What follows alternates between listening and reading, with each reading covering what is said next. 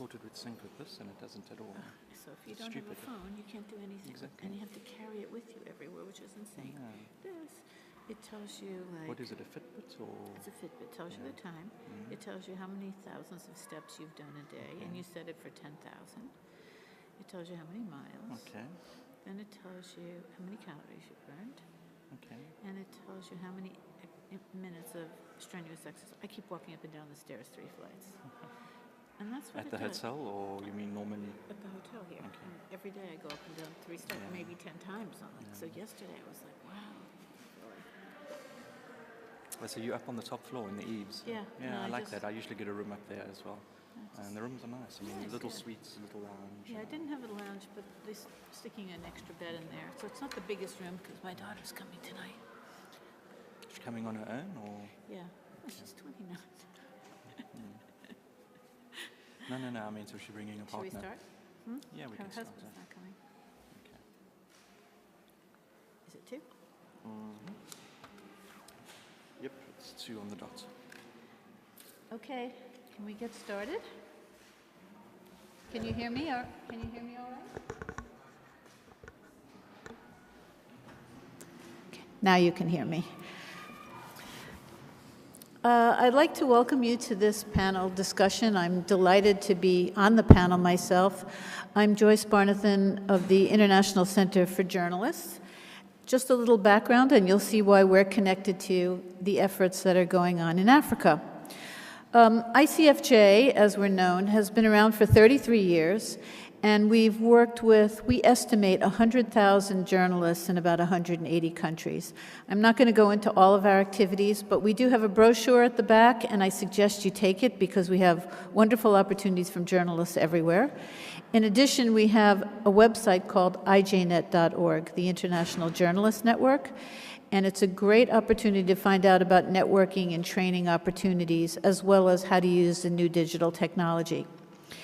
And our flagship program is called the Knight International Journalism Fellowships. And through that program, we do our best to try to create a global culture of news innovation. We try to use the technology to do better journalism, to expand access to information, and to engage audiences. And in Africa, where we've worked for more than 3 decades, our Knight Fellows have built the continent's largest organization dedicated to promoting, I'll call it tech-powered journalism, that engages audiences and leads to improved policies on very important issues concerning health and development. Code for Africa is the brainchild of the guy sitting on my left here, Justin Aronstein, who is a visionary leader, and that's actually a modest statement. He's been our longest-serving Knight Fellow, and he's served for the past 6 years. And Code for Africa is led by him and by Chris Roper, who is in the front row here, a very talented editor and strategist who was previously at the helm of the Mail and Guardian in South Africa, as well as other major newsrooms in the country. And together, we've built Justin's fledgling idea into a powerhouse.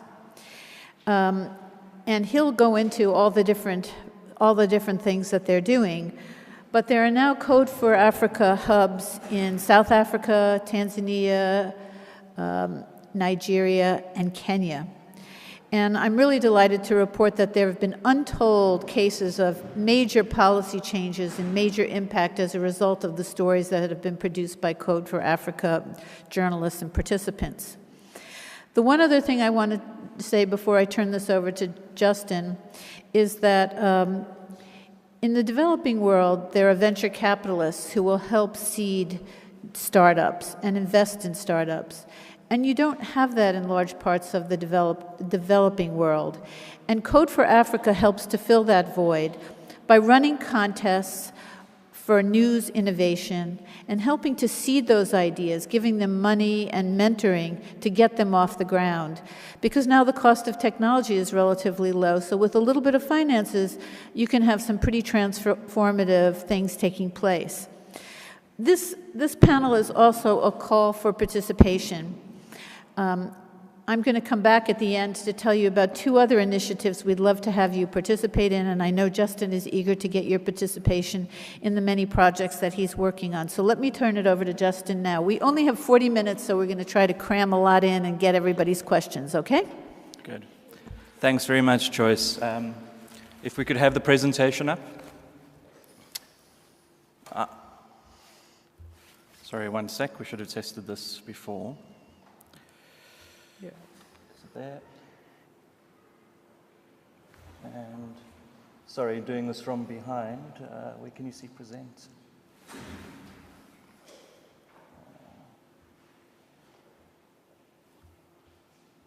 Maybe just click on it. Presents. There should be a little button somewhere. Can you help? That would be great. We've got help here, Justin. There we go. It's over there. Okay. Thank you. So, as Joyce said, I'm with something called Code for Africa, and effectively what it is a network of news laboratories in a number of countries across the continent. There's a map behind me that shows with red dots where we've got fully fledged, full-time news software engineers working out of laboratories or at partner media, building digital projects and digital journalism tools. We also have partnered with a network of investigative newsrooms in 18 African countries, who we help do data-driven, technology-assisted investigative reporting. These networks have given rise to 22 projects that we've just funded in February with $1 million in seed funding, as well as additional technology support. And the projects range right across the spectrum of pioneering digital journalism, from camera drones through to sensors, the use of satellites, to get to places where journalists ordinarily could not, like on war front lines in Nigeria and in Somalia and so forth. And then a lot of data journalism and also journalism that seeks to empower citizens. These most recent 22 projects are just the latest in a series or portfolio that includes over 100 separate tools or projects that we've supported over the last 5 years. And they range from collaborations with people like Thomson Reuters, where we've used drones to get unprecedented coverage of high-density slums across the developing world, through to going into very close quarter reporting using other kinds of technologies, specifically mobile-empowered technologies. But it's not all just technology-driven. We're also supporting people, some of whom are here at the festival this year, to explore new ways of storytelling. So, for example, using comic book journalism to try and reach new youthful audiences, or to tell stories that people are, quite frankly, tired of. The kinds of trauma and heartache you hear about too often for it to really have any more impact.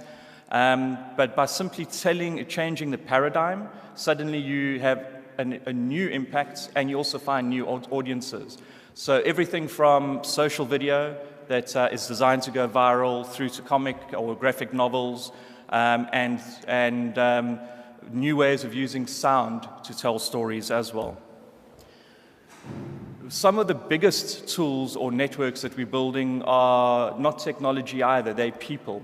So a project that's just received funding from us is a network of drone pilots across Africa. And why is this necessary? Because like many places of the world, the laws and the rules that govern the use of drones are Byzantine. They're very difficult to figure out, and in fast-breaking news situations, it's difficult to figure out how to import your drone, how to get licensed so that you can use it without being harassed.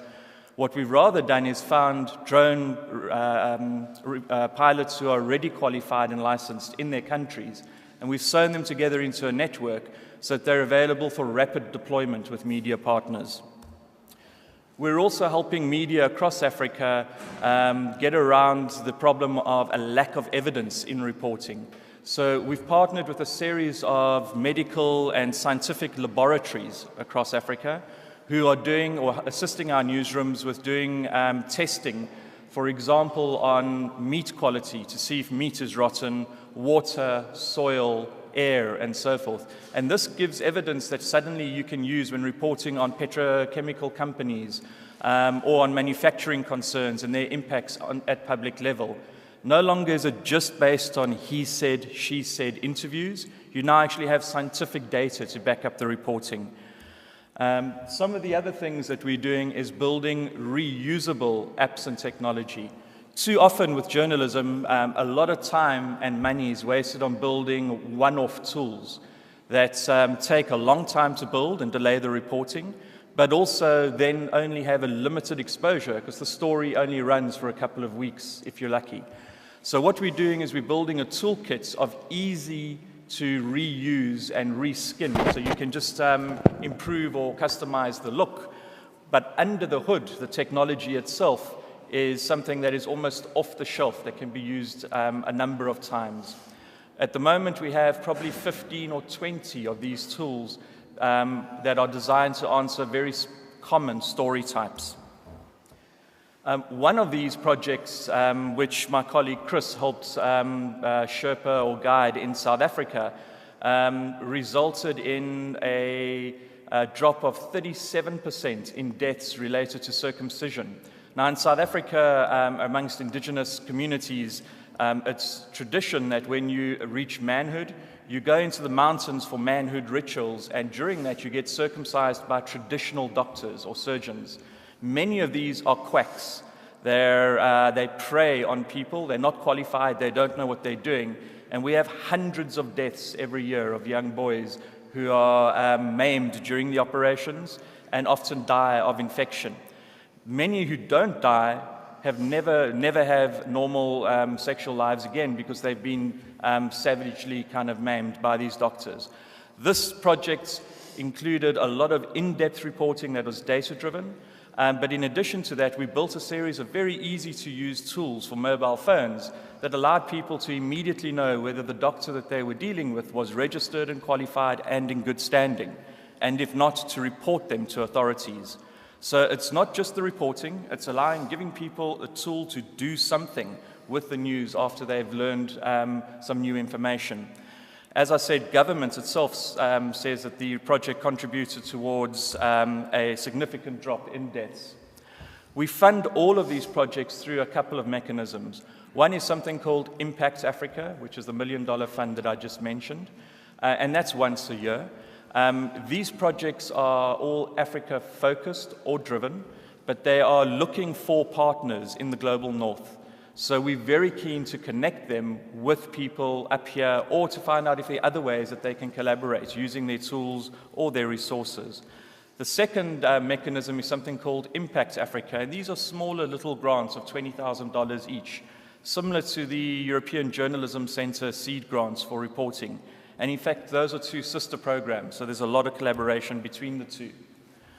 A lot of our focus is on the things that really matter in normal people's lives. So how do we tackle government action or corporate action that endangers or undermines the quality of life of ordinary citizens? And we look for stories that have real impact. We were part of the network that helped drive the Panama Papers investigations across Africa last year, assisting newsrooms with editing, data analysis, legal support, and so forth.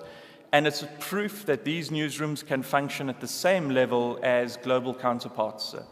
It also proves that transnational partnerships do work. You can have someone sitting in Paris or in New York collaborating with frontline, on-the-ground reporters in Africa and result in stories that are published within short time spans and have real impacts. Those two letters of government responses to stories that were published because the evidence was incontrovertible. Other investigations or collaborations that we've done, just as an example of that these things can work and why we want to drive more collaborations, include a series of partnerships with the International Consortium for Investigative Journalists, where we tackled everything from the World Bank and the impact it has on moving communities, through to the health and safety regulations that Australian miners implement in Africa and how they're very different from what they do at home. We also try and tackle things that are ordinarily difficult for media. Organized crime. There's a partnership with IRPI, which is an Italian investigative network, and Correctif, a German network, where we provided the access and research to documents as well as a lot of the investigations on the ground, alongside expert mafia investigators from Italy. And we also tackle things like the oil industry in Nigeria, which is incredibly opaque, but using forensic data research, tracking ownership, and also where the money goes across borders. The reality is that all of that work, which is published and looks great, starts with resources that look like this. This is a government archive in Kenya. And Kenya is one of the better resourced and more progressive economies on the continent. But this is what records look like that journalists often have to deal with. So we have teams that go into these government agencies and help digitize this kind of information so that you can do data-driven reporting on it. Doing that from the north is very, very difficult. To enable us to do this at scale, we've built a whole series of tools, including by a fantastic news technologist who's at Perugia this year, Frederick Lindenberg, who served as a fellow with our Cape Town team for a year and built something called LF, which basically powers a lot of the work that you see coming out around money laundering and organized crime in Europe at the moment. But we also help and assist with things like whistleblowing, and these are all off-the-shelf tools that can be reused, not just in Africa, but in newsrooms around the world. All of that information that we liberate, we put into public repositories that are immediately accessible and useful by your newsrooms. You don't have to necessarily go through a partner. One of them is called Source Africa. It has 47 organizations currently using it as a platform for their primary evidence documents. So these are leaked reports, these are forensic investigation reports, the smoking gun often in a corruption scandal. And you can see it's 21,000 documents at the moment, almost 22,000. They're digitized, but not just digitized. What we've also done to them is we've made them fully searchable, and you can set up almost like a Google Alerts that gives you an alert if someone who's on your watch list suddenly pops up in a document. You get an automated alert that there might be something you want to have a look at. We're also systematically across the continent busy digitizing all government gazettes. Unfortunately, in Africa, as in elsewhere in the developing world, company data, who owns what and how they're involved, the shareholders, is not easily available. It's available as dead wood, as paper, but not online for easy searching. So we are busy digitizing the government gazettes in British and French and Portuguese former colonies, where a lot of that information is announced, and we then rebuilding company and corporate records. And that all goes in as structured data into a database, which is immediately available. The links are on the presentation, which I'll share afterwards. What can you do with that? You can create automated alert systems that tell you when someone who's related through 3 or 4 or even 5 degrees of separation to an individual or a company that you're tracking, when they pop up in a court case, in a company, or in any other kind of government contract, for example, a tender or a consultancy contract. It takes a lot of the hard work out of investigation by pushing information at you once you've told it what you're interested in. Very quickly, here's a project or an example of how this could work, again built by Frederick Lindenberg in Mozambique, which helped answer the question of who actually owns the mineral wealth of Mozambique. And it turns out that the majority or the largest number of concession holders come from China, who have systematically and quite silently acquired mineral rights to massive parts of the country. All of this information is available as a subscription, no fees or anything else involved. You simply go in and set up an alert on a watch list, and it then sends the information back to you. And we have similar other resources all of it designed as plug and play. So you don't just have to work with the journalists, you can also benefit from the information that they're busy structuring and acquiring through their investigations. But information on its own is often without context. So we also help curate the largest community of data journalists and civic technologists in Africa on Slack. This is the sign-up form if anyone does want to join. We actively encourage collaborations between Africa and other parts of the world in the community, and it's incredibly well structured in terms of projects and interest tracks. There's currently 650 data journalists on this community who are active, meaning that they're not just there lurking, they're all working on something and looking for collaboration or help, or actually just looking for feedback on their ideas. And our tools, all of these things that I've showed you now, are also available for you to steal and reuse. We have libraries on GitHub where the code is available for immediate download, and we've taken a bit of effort to ensure that, there is very good instructions on how to reuse the materials. These are the GitHub repos, or the kind of the libraries for them. Every page on the presentation had the link to the project that I was speaking about. I'll tweet out the link to the presentation afterwards. And basically, if you would like to know of future funding opportunities, or if there are any projects that you would like to collaborate with, give us a shout on either of those Twitter handles, or just my name, Justin Orenstein, on Twitter. And we'll be able to get back to you immediately and link you up with a newsroom. It doesn't have to be a request for a specific individual. You could literally say, I'm looking at malaria in the Congo.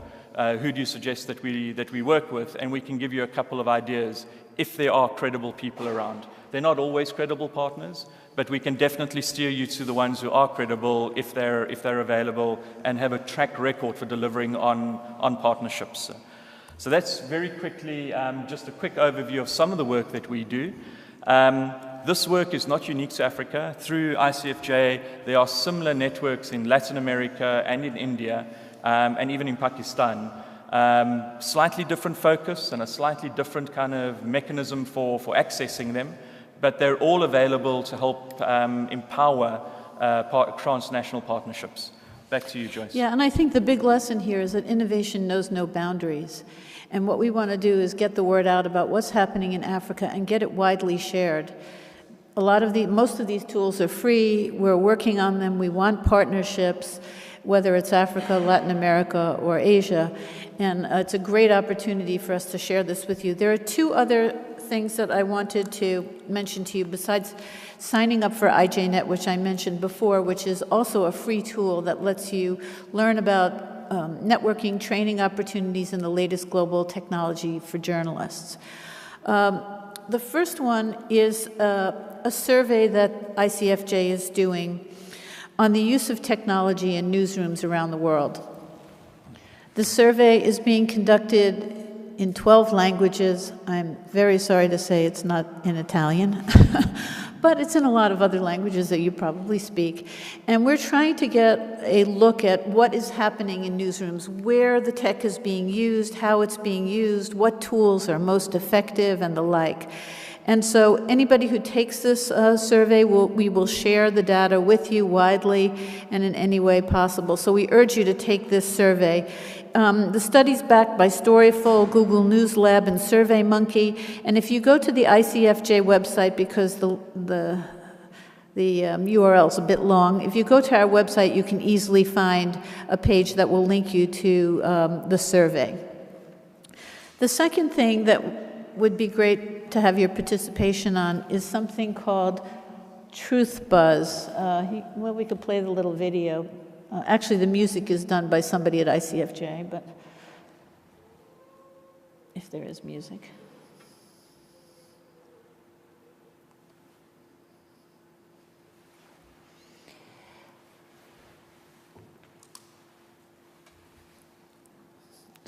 So this is a contest to find ways to make the truth go viral.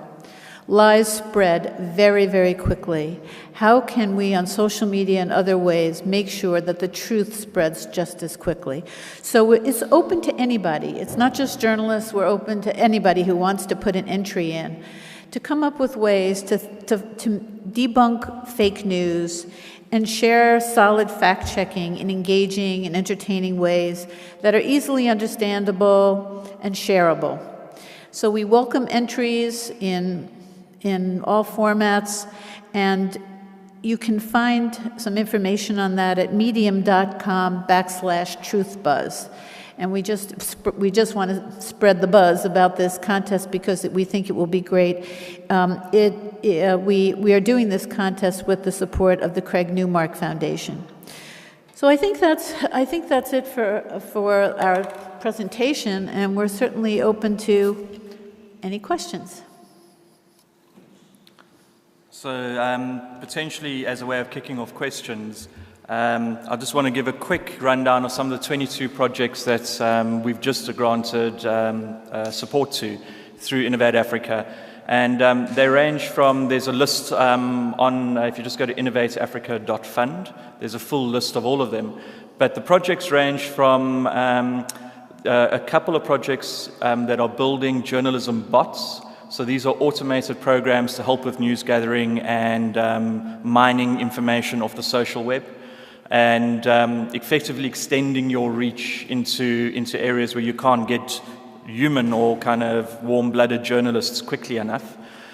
We also have a focus on blast fishing, and this is using sensors that detect the sound of explosions and triangulate that so we can send out drones for immediate footage of these pirates who are blowing up massive stretches of the Tanzanian and Kenyan coastlines. That same approach is also being applied to rhino poaching, elephant poaching, and even to listening for the sound of chainsaws in the Congo jungle, so that you know immediately when some of these very well organized environmental crime groups are actually active. We also have projects that are using satellite imagery, almost a local equivalent or an African equivalent of a Bellingcat, to have a look at the activities of military and related conflict in Africa. And they've just had a big breakthrough where Al-Shabaab, which is a Somali-based Islamic insurgency group, attacked and overran a Kenyan military base in northern Kenya. There were flat-out denials by government. They used satellite imagery to prove that actually the attack had happened and that the base was overrun with massive damage. So immediately, even within months of them being funded, they're already starting to have large impacts. And then, as I said, there are a whole series of data-driven and data liberation projects. And a lot of this is focused on crime data, corruption data, and then, as I said, corporate ownership data. So the full list is on the site if you want to have a browse. Again, I'll tweet out the link afterwards.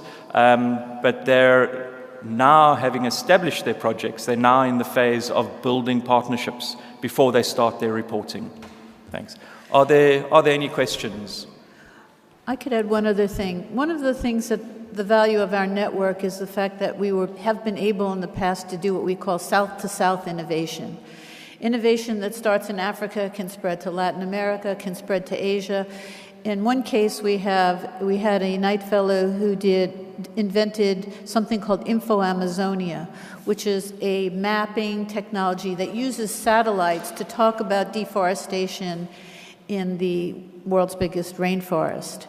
That technology was used by Justin. You want to talk about how that spread to track poaching? Yeah.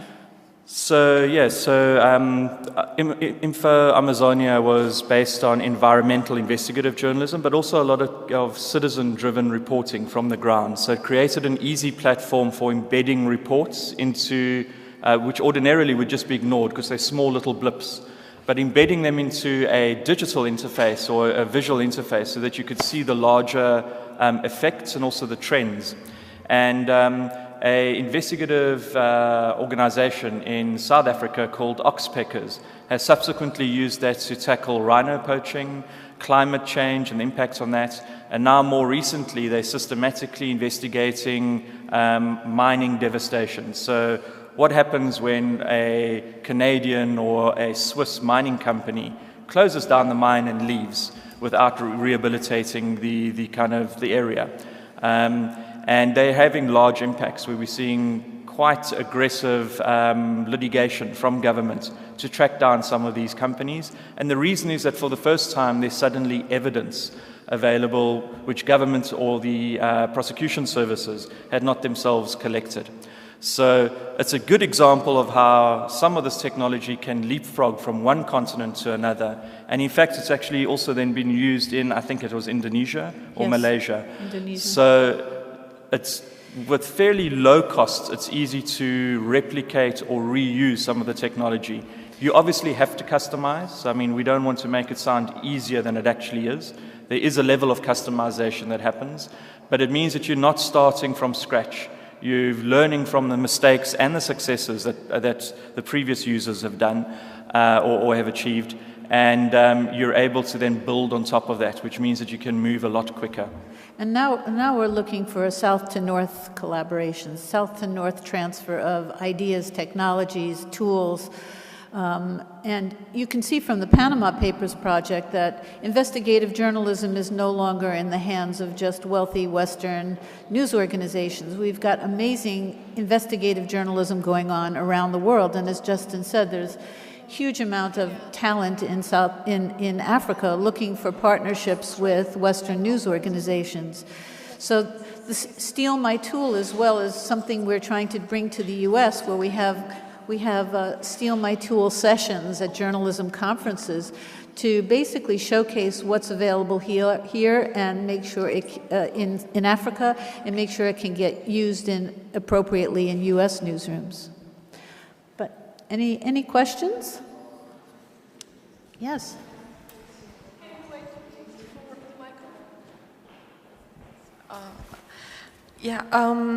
My name is Clarissa. I'm running a citizen journalism project in Kenya called Sauti ya Mtaa.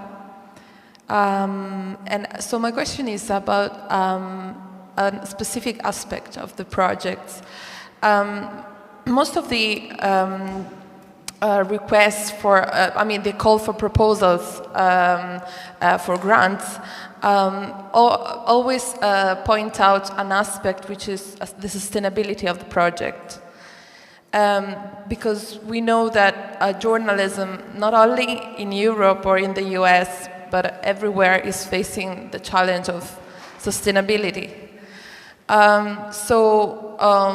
What would be like the advice that, I don't know, you can give to someone that is building a project but doesn't want to be, you have a pilot project, but then you want to scale it up and you want a sustainability aspect, because it's not also impactful to start a project that will disappear, especially for the community that you're working with. And we all know that everybody who's working in the development industry, it's a very important aspect.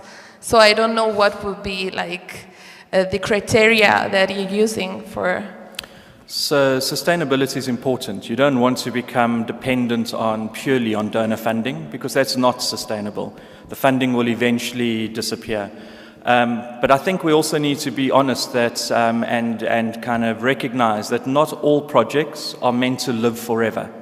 Some projects are meant to prove that something is possible, and then they should die, because they've now made a point, they've almost shown a road that others can travel, and people can copy or learn something from it.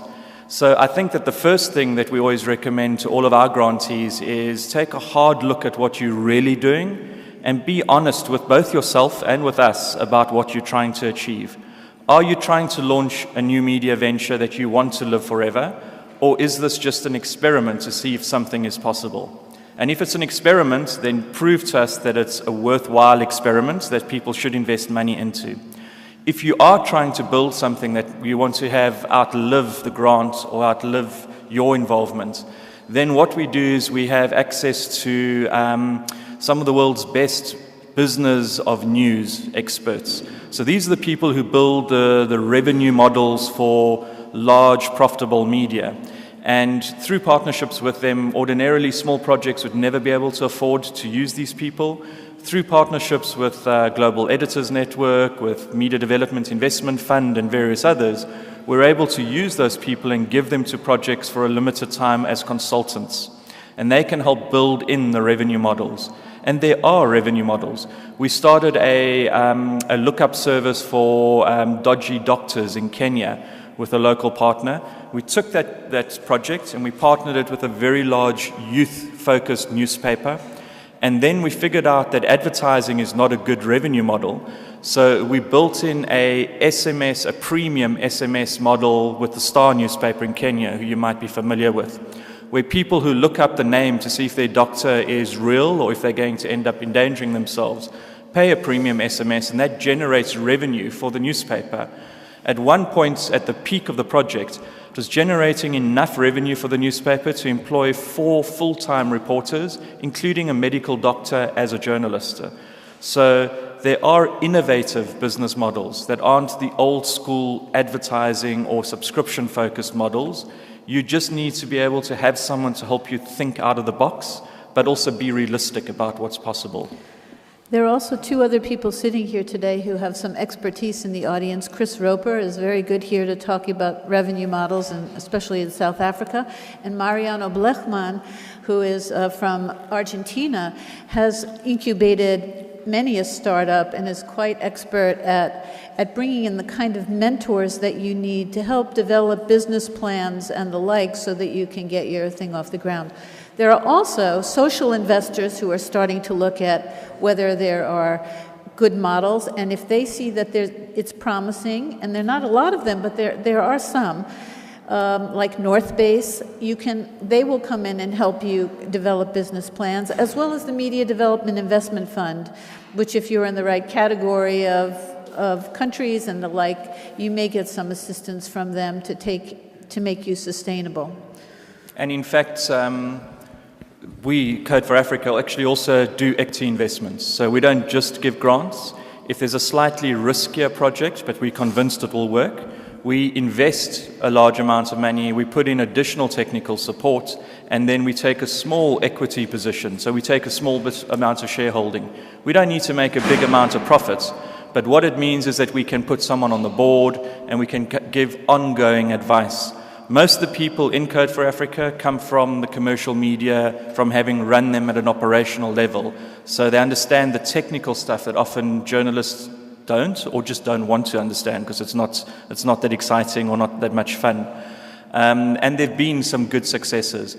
But I think the first step, again, is just really important to figure out, do you want to build a company, or actually do you just want to do a project that is exciting? Yeah, good.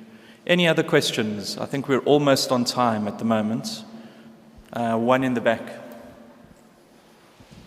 Hi, I went to a talk yesterday on investigative journalism in Africa, and they were talking about the risks associated with the work that they do. And I'm just wondering, you mentioned that if it's a riskier project, then you invest a little bit more, I guess, money in the project. But if you can go a little bit into detail in terms of what you provide, like do you provide insurance for them?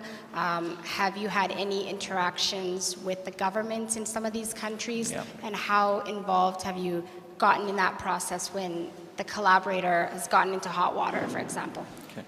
So our investment program, the Impact in Africa program, doesn't get involved in that level of engagement, but we have an investigative journalism program called ANSIA, which we incubate, and this is a network of these investigative newsrooms. And as a service to their members, they do look into things like liability insurance, insurance to ensure that if someone needs to be pulled out of a country quickly, that there are resources available to do that. And then also that there's legal representation or access to networks of people who have legal representation. Often you don't have to do this yourself. There are already international or global media net organizations that provide these services. So the Open Society Institutes or foundations, for example, run an excellent media advisory, legal advisory service. They simply need to know how to connect with them. And a large part of our job is making sure that that happens quickly and in time so that the people are protected. But also, we also give legal editors to help people prepare their stories, so hopefully they don't run into trouble with governments when they do eventually publish. But this runs separately from our investment programs. And a lot of the work that I showed towards the end of my presentation, building on the Panama Papers, that's from the investigative network. So afterwards, I could give you a couple of contacts if you're interested. One last question, and I think we've then we've been told no more time. So you grab us afterwards and we'll be able to answer your question. Okay. Thank you very much. Thank you. Take brochures on your way out. Thank you.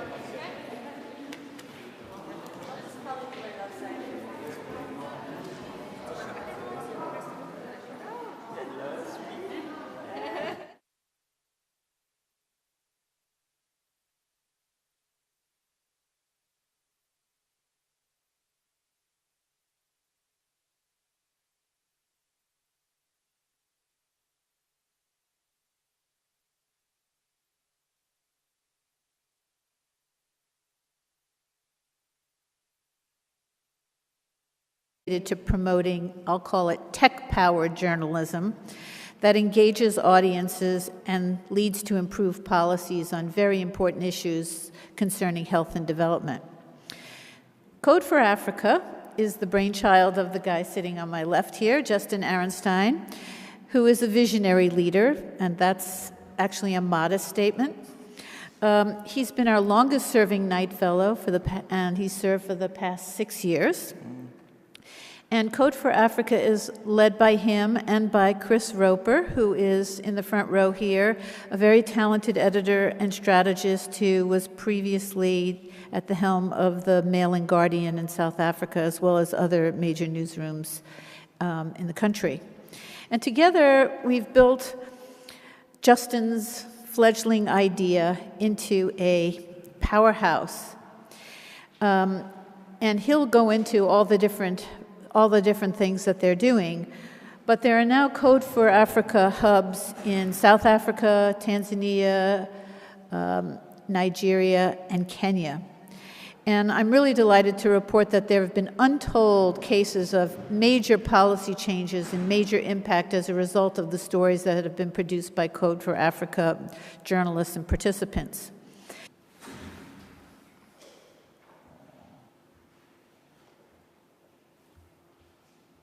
Maybe just click on it.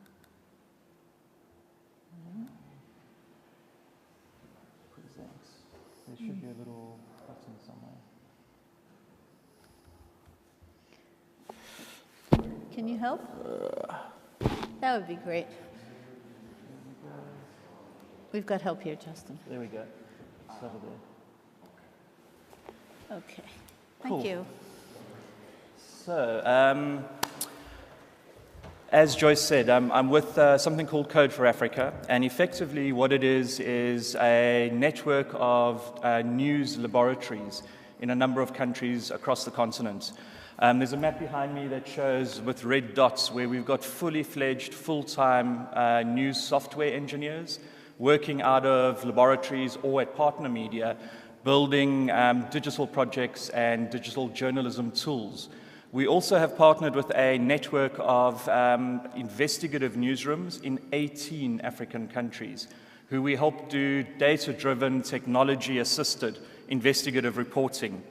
These networks have given rise to 22 projects that we've just funded in February. Hear me. I'd like to welcome you to this panel discussion. I'm delighted to be on the panel myself. I'm Joyce Barnathan of the International Center for Journalists, just a little background, and you'll see why we're connected to the efforts that are going on in Africa. ICFJ, as we're known, has been around for 33 years, and we've worked with, we estimate, 100,000 journalists in about 180 countries. I'm not going to go into all of our activities, but we do have a brochure at the back, and I suggest you take it because we have wonderful opportunities from journalists everywhere. In addition, we have a website called ijnet.org, the International Journalist Network, and it's a great opportunity to find out about networking and training opportunities, as well as how to use the new digital technology. And our flagship program is called the Knight International Journalism Fellowships. And through that program, we do our best to try to create a global culture of news innovation. We try to use the technology to do better journalism, to expand access to information, and to engage audiences. And in Africa, where we've worked for more than 3 decades, our Knight Fellows have built the continent's largest organization dedicated. The one other thing I want to say before I turn this over to Justin is that in the developing world, there are venture capitalists who will help seed startups and invest in startups. And you don't have that in large parts of the developing world. And Code for Africa helps to fill that void by running contests for news innovation and helping to seed those ideas, giving them money and mentoring to get them off the ground. Because now the cost of technology is relatively low, so with a little bit of finances, you can have some pretty transformative things taking place. This panel is also a call for participation. I'm going to come back at the end to tell you about 2 other initiatives we'd love to have you participate in, and I know Justin is eager to get your participation in the many projects that he's working on. So let me turn it over to Justin now. We only have 40 minutes, so we're going to try to cram a lot in and get everybody's questions, okay? Good. Thanks very much, Joyce. If we could have the presentation up. Sorry, one sec. We should have tested this before. Yeah. There. And sorry, doing this from behind. Where can you see present? I don't have a phone. I thought it would sync with this, and it doesn't at all. So if you don't have a phone, you can't do anything. Exactly. And you have to carry it with you everywhere, which is insane. Yeah. It tells you, like... What is it, a Fitbit or...? It's a Fitbit. It tells you the time. It tells you how many thousands of steps you've done a day, and you set it for 10,000. It tells you how many miles. Okay. Then it tells you how many calories you burned. Okay. And it tells you how many minutes of strenuous exercise. I keep walking up and down the stairs 3 flights. And that's what At the hotel, or you mean normally? At the hotel here. Okay. And every day I go up and down 3 steps, maybe 10 times on it. So yesterday I was like, wow. Well, so you're up on the top floor in the eaves? Yeah. Yeah, I like that. I usually get a room up there as well. And the rooms are nice. I mean, little suites, a little lounge. Yeah, I didn't have a lounge, but they're sticking an extra bed in there. So it's not the biggest room because my daughter's coming tonight. Is she coming on her own, or? Yeah. Well, she's 29. No. I mean, so she's bringing a partner. Should we start? Yeah, we can start. Her husband's not coming. Okay. Is it 2? Yep, it's 2 on the dot. Okay, can we get started? Can you hear me? Or can you hear me all right? Okay. Now you can.